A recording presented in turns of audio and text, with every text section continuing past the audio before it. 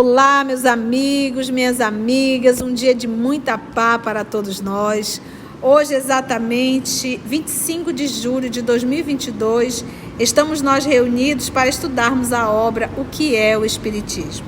Essa obra é coordenada, esse estudo, pelas nossas queridas amigas Aramita e Carla. E já vou aqui envolver a nossa Mita para fazer a prece de gratidão. Que Jesus possa nos conduzir em mais um estudo. Senhor Jesus, como é importante essas horas de estudo, de aprendizado,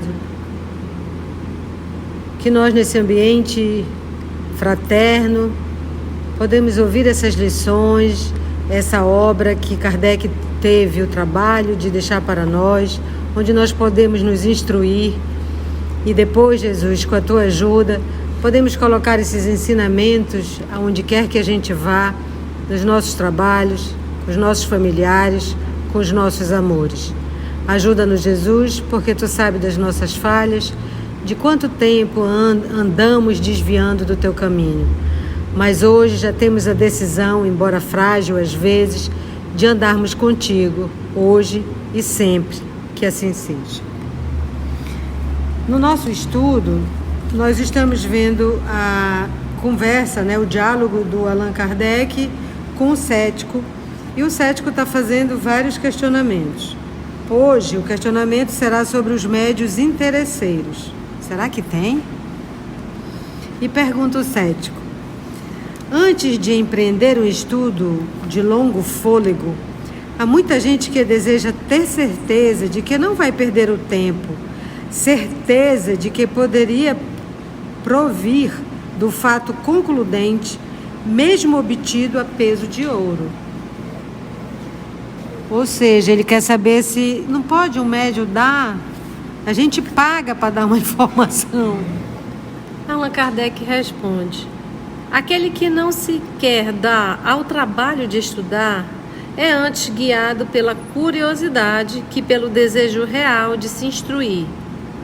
Ora, os espíritos, assim como eu, não gostam dos curiosos. Muito legal, né? Porque uma coisa é curiosidade, a outra coisa é vontade de aprender. Né? Pagar para ter. É o curioso. É por isso que Moisés proibiu a evocação. Porque aquele povo era o povo do curioso, era o povo brincalhão, e tinha que proibir realmente. E você vê que Kardec também cortando mesmo. Porque a curiosidade, ela é leviana, é uma coisa assim, como é isso, como é aquilo, mas estudar é aprofundar, é disciplina, é ir a fundo na questão, né? Saber detalhes. Isso leva tempo e dedicação, né?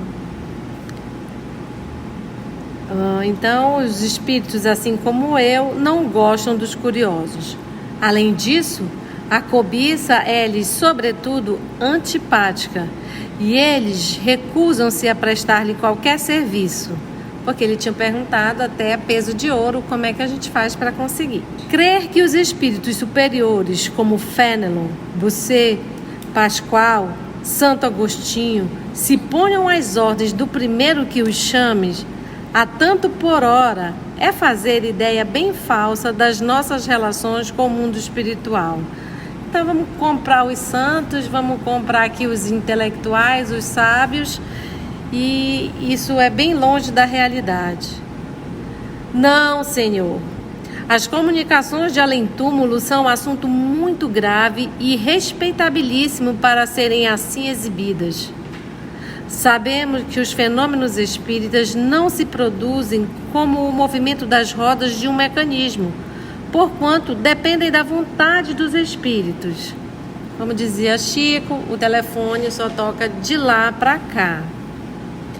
Mesmo admitindo-se que o indivíduo possua aptidão mediúnica, nada lhe garante obter uma manifestação em dado momento.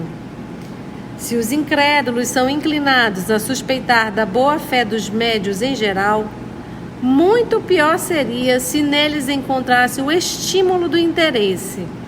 Ou seja, se os médios que não ganhavam nada já eram chamados de charlatões, imagine rolando uma verba por fora, não é? Com razão, se poderia suspeitar que o médium retribuído simulasse quando o espírito não o auxiliasse, pois que ele desejaria de qualquer forma ganhar o dinheiro. Além de que o desinteresse absoluto é a melhor garantia de sinceridade, repugnaria a razão evocar por dinheiro os espíritos das pessoas que nos são caras, supondo que eles consintam nisso, o que é mais que duvidoso. Em todos os casos, só se prestariam a isso espíritos de classe inferior, pouco escrupulosos a respeito de meios e que não merecem confiança alguma. E estes mesmos, muitas vezes, encontram um divertimento maldoso em frustrar as combinações e os cálculos do seu evocador. Isso lembra, e está no nosso canal, o Evangelho segundo o Espiritismo, no capítulo 26, item 8, mediunidade gratuita. Acho que 2 domingos atrás a tia fez um evangelho disso, que fala justamente disso, que dai de graça o que de graça recebestes. A natureza da faculdade mediúnica opõe-se, pois, a que ela sirva de profissão à vista de sua dependência da vontade estranha à do médium e de lhe poder ela, no momento preciso, deixá-lo em falta, salvo se ele a suprir pela astúcia. Então, só para lembrar um pouquinho do evangelho, o médium não pode marcar uma hora para te atender com o espírito X, porque ele não virá, pode não vir, pode vir um outro zombeteiro, e ele vai fazer qualquer coisa para ganhar o dinheiro da consulta, né? Pode mentir, né, o médium. E como disse a tia, quando o espírito não tiver, ele inventa. Está pagando, né? Estão ganhando. Porém, admitindo mesmo inteira boa-fé, desde que os fenômenos não se produzem à vontade, seria puro acaso se, em sessão paga, se produzisse exatamente aquele que desejávamos ver para nos convencermos. Dai 100.000 francos a um médium e não conseguireis que ele obtenha que os espíritos façam o que não querem. Essa dádiva, que viria desnaturar a intenção e transformá-la em violento desejo de lucro, seria antes um motivo para que ele fosse mal sucedido. Quando se está bem compenetrado desta verdade, que a afeição e a simpatia são os mais poderosos móveis de atração para os espíritos, não se pode deixar de compreender que não lhes agradam as solicitações de alguém que tenha a ideia de servir-se deles para ganhar dinheiro. Então ele está falando aqui dos espíritos sérios, né? Então, e ainda tem um sinão que ele não falou, que ainda tem a permissão divina. Então, às vezes, pode não vir nem os inferiores.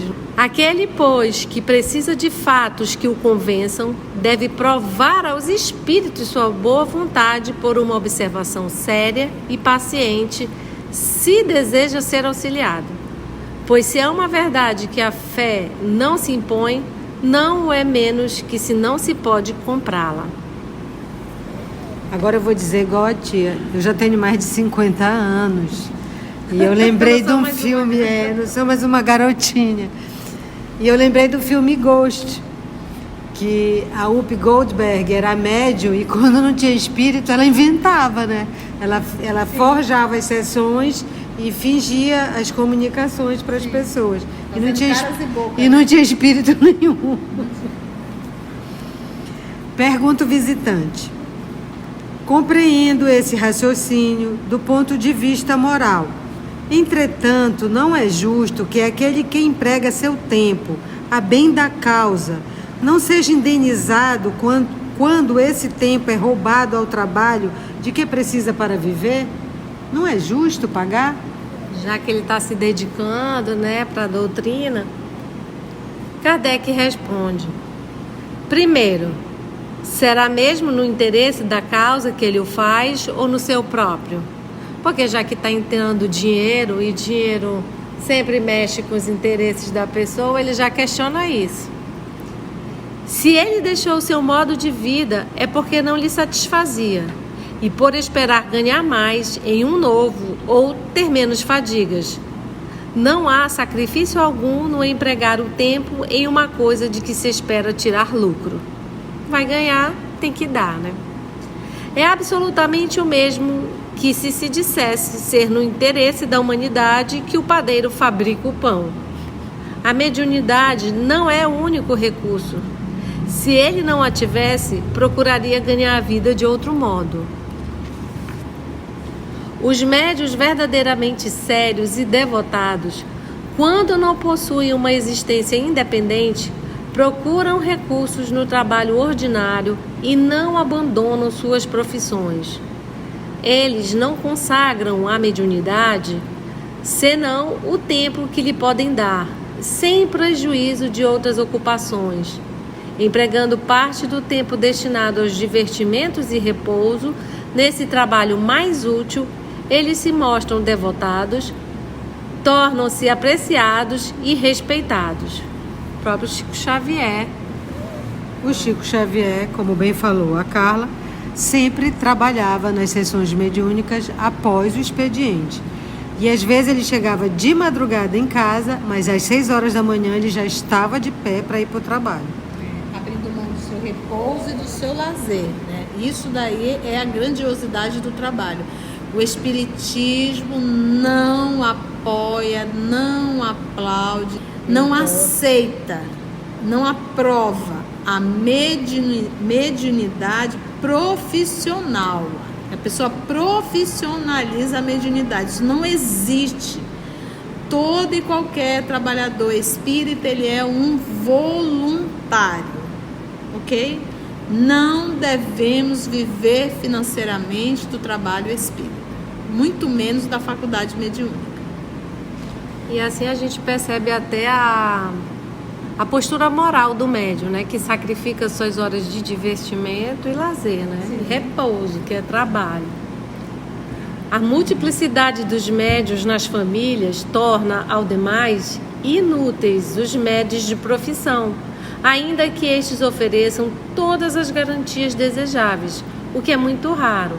Então, toda família, aqui e acolá, tem um médium. Então, se não fosse o descrédito que acompanha esse gênero de exploração, para o que me felicito de muito haver concorrido, os médiuns mercenários pululariam e os jornais viriam sempre cheios de seus reclamos. Ora, para um que fosse leal, apresentar-se-iam 100 charlatães que, abusando de uma faculdade real ou simulada, fariam maior dano ao espiritismo. Então, aí que a senhora falou. E como diz Kardec, que ele se felicita por haver concorrido para acabar com os médiuns mercenários. Ou seja, ele sempre postulou que mediunidade não se vende, não se cobra. Dai de graça o que de graça recebeste. É, pois, um princípio. Todos quanto veem no espiritismo coisa diferente de uma exibição de fenômenos curiosos, que compreendem e tomam a peito a dignidade, consideração e os verdadeiros interesses da doutrina, reprovam toda espécie de especulação, qualquer que seja a forma ou disfarce com que se apresente. Que a tia conta muito aqui a história do Peixotinho, que ajudou um rico empresário que quis lhe dar um presente, e era um carro. E ele, sabendo das implicações disso, devolveu o mesmo. E tomar a peito é uma expressão que diz a duras penas, com dificuldade, ou seja, que eles enfrentam a duras penas para manter a dignidade. Porque assim, eu penso assim, no mundo que a gente vive, que é super materialista, né? Por que não pagar? Nós estamos aqui há tanto tempo, vamos cobrar para dar essas aulas, né? Afinal, a gente está dedicando tempo. Aí começa aquela coisa que parece justa, que parece que faz sentido, mas é só o trabalho das trevas. Os médiuns sérios e sinceros, e eu dou este nome aos que compreendem a santidade do mandato que Deus lhes confiou, evitam até as aparências do que poderia fazer pairar sobre eles a menor suspeita de cobiça. Eles consideram uma injúria a acusação de tirarem qualquer lucro da sua faculdade. Ou seja, qualquer menção já é uma ofensa. Convinde, Senhor, apesar de serdes incrédulo, que um médium nessas condições faria sobre vós uma impressão totalmente diversa da que sentirias se lhe tivesses pago para vê-lo trabalhar. Ou, quando mesmo fosses admitido por favor, se soubesses que atrás de tudo aquilo havia uma questão de dinheiro. Concordai que, vendo-o antes animado de um verdadeiro sentimento religioso, estimulado pela fé somente e não pelo desejo do ganho, involuntariamente o respeito por ele se vos impunha. Seja, embora ele o mais humilde proletário, inspirar-vos-á mais confiança, porque não há motivo algum para suspeitardes da sua lealdade. E foi isso mesmo que aconteceu com Chico. Ele se impôs pela confiança, pela lealdade, pela lisura e pelo sacrifício que ele fez do seu lazer, da sua vida mesmo, né? Como disse Emmanuel, a vida dele foi desapropriada. Pois bem, caro Senhor, encontrarei 1000 como este, contra um que não esteja nas mesmas condições, e é esta uma das causas que mais tem concorrido para o crédito e propagação da doutrina. Ao passo que, se ela, a doutrina, só tivesse intérpretes interesseiros, não contaria a 4ª parte dos adeptos que possui hoje. É perfeitamente compreensível que os médios de profissão sejam excessivamente raros, pelo menos em França. Eles são desconhecidos na maioria dos centros espíritas da província, onde a reputação de mercenários bastaria para que os excluíssem de todos os grupos sérios e onde, para eles, o ofício não seria lucrativo, por causa do descrédito de que se tornariam objeto e da concorrência de médios desinteressados que se encontram por toda a parte. Para suprir, seja a faculdade que lhes falta, seja a insuficiência da clientela, há falsos médios que tudo aproveitam, servindo-se das cartas, da clara de ovo, da borra de café e etc., a fim de contentar a todos os gostos, esperando por esse meio, na falta de espíritos, atrair os que ainda creem nessas tolices. E fica como Kardec chama, olha isso, em 1859, ele já chama essas coisas de tolices. E nem imã, nem cristal, nem carta, nem borra de café, nem ler na areia, nada disso. Se eles unicamente a si prejudicassem, o mal não seria grande. Porém, há pessoas que, sem nada aprofundarem, confundem o abuso com a realidade e disso se aproveitam os mal intencionados para dizer que é nisso que consiste o espiritismo. Já vede, pois, Senhor, que se a exploração da mediunidade conduz a cometer abusos prejudiciais à doutrina, o espiritismo sério tem razão de não aceitá-la, de repelir o seu auxílio. E aí é que vai que a tia sempre fala assim, porque a tia é xiita, então, mas aqui é o estudo do EOS, das obras básicas selecionadas, para a gente ir na pureza do espiritismo, para a gente saber o que é, para não confundir espírito com espiritualismo, com umbanda, cada um no seu quadrado, e a gente sabendo, estudando, aprofundando o que é cada coisa. E assim vamos dar uma pausa, porque é muito conteúdo. No próximo estudo continuaremos ainda esse diálogo. Agradecemos ao nosso Senhor Jesus essa noite de trabalho, de inspiração, de aprendizado profundo. Obrigada, Senhor da vida, por essa oportunidade que nos dás, esse manjar que nos alimenta. E novamente te pedimos a honra de poder te chamar como cooperadores e não como doentes, sempre necessitados, mas ainda sabendo que somos esses doentes e de ti sempre precisaremos. Que assim seja e até nosso próximo estudo, se Deus assim permitir.